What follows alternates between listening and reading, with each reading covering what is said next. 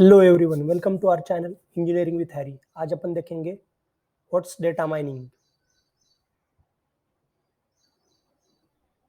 In simple terms, extracting knowledge from data और database is known as data mining.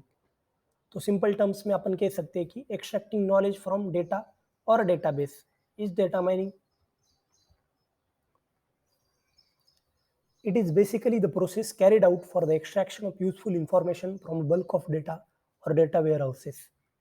तो आपको अभी suppose अपन diamond या किसी चीज की एक्सट्रैक्टिंग करेंगे तो उसके लिए अपन जहाँ पे एक्सट्रैक्शन शुरू होता है, तो ऐसा नहीं ना कि अपन एक्सट्रैक्शन शुरू करेंगे और सीधा अपन को डायमंड मिलेगा।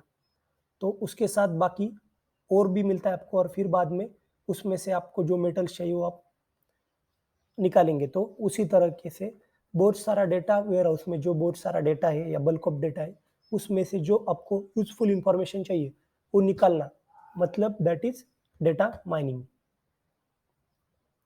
In case of coal or diamond mining, the result of extraction process is coal or diamond.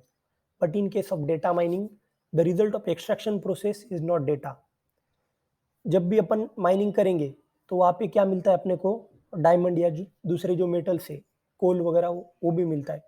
लेकिन डेटा माइनिंग के रिजल्ट में ये नहीं होता। डेटा माइनिंग आप जब भी करेंगे तो उसके रिजल्ट में आपको क्या मिलेगा, सम पैटर्न्स मिलेंगे या फिर आपको knowledge मिलेगा at the end of extraction process. So instead, data mining results are the patterns and the knowledge that we gain at the end of extraction or process. जैसे कि आपको देख सकते हैं कि अपन शेयर मार्केट का होता है, तो वो पैटर्न्स देख के आप बता सकते हैं आगे क्या होने वाला है। So now the also most important thing which you have to keep in mind, that is data mining is the part of KDD, that is knowledge discovery of data process. So data mining is part of KDD, not KDD is part of data mining.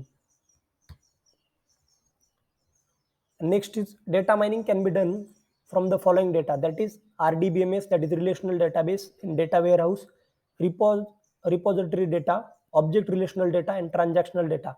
तो RDBMS मतलब क्या है अपने को, relational database, the data which is connected in relation sum, in some relation, वहाँ से आप data mining कर सकते हैं। फिर डेटा वेयरहाउस, तो डेटा वेयरहाउस से मतलब बल्क ऑफ डेटा से आपको जो डेटा चाहिए वो निकाल सकते हैं, मतलब डेटा वेयरहाउस से निकाल सकते हैं। फिर रिपोजिटरी डेटा, रिपोजिटरी मतलब क्या होता है, एक स्टोरेज हाउस होता है, तो उसको अपन रिपोजिटरी कह सकते हैं। तो स्टोरेज हाउस से भी अपन निकाल सकते हैं, और ऑब्जेक्ट रिलेशनल डेटाबेस से और ट्रांजैक्शनल से अपन डेटा माइनिंग कर सकते हैं। That's all, thank you, please like, share and subscribe.